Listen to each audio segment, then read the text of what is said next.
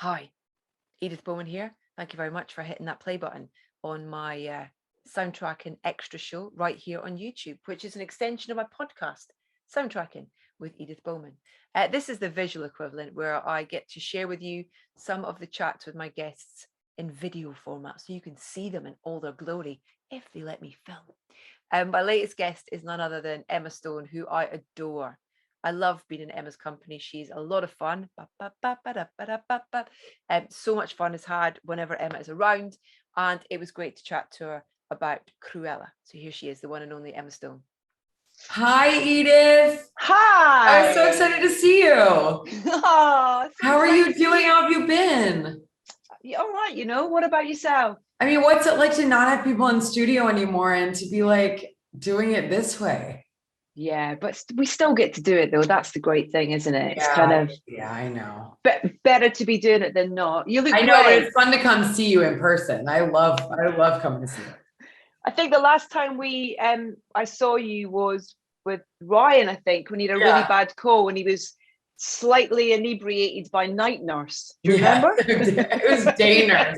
I gave it to him. He had never heard of it before. And I was like, this is the best shit on the planet. And he was like, okay. And then he was like, whoa, flying high. But you knew I saw the film yesterday. I loved it. Oh man, it's like, I felt like I'd been at a concert. There's so much great music in it. It's kind of got this punk vibe to it. Oh, it was great. Loved it. I mean, the music is like, that's a fun, the music is incredible. But you knew when we did that chat, did you know you were doing it back then? Yeah. That's like, wow. I first met with Disney the summer of 2015 before we had even shot La La Land. We were in rehearsals for La La Land. Wow. It's been a long, long time. Wow.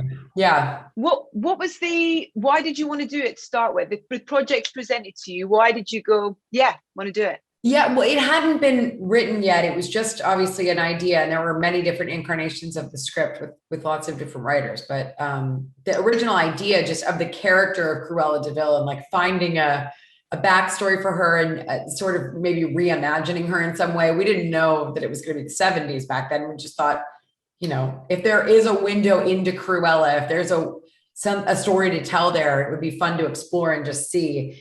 And then when Craig Gillespie and Tony McNamara came on board, it just kind of exploded open. And that was, it's lovely because Tony, 2018. Yeah. Because with obviously that history with Tony with The Favourite in terms of how he told that and just the kind of, I don't know, the really just a very different way of telling the story, such a brave and brilliant and colourful and funny way of telling that story. And it feels like he's absolutely sprinkled that magic dust on this as well.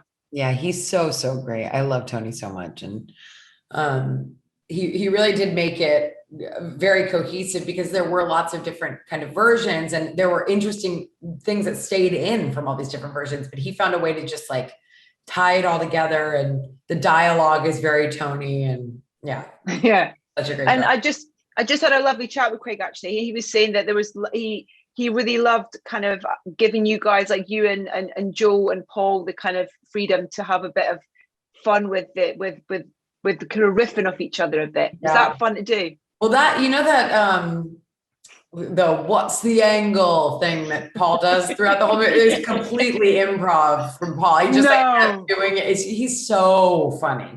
Paul is so funny. So he really improvised a lot, which was great. Yeah. I could have seen almost it being like Cruella the musical in a way. Like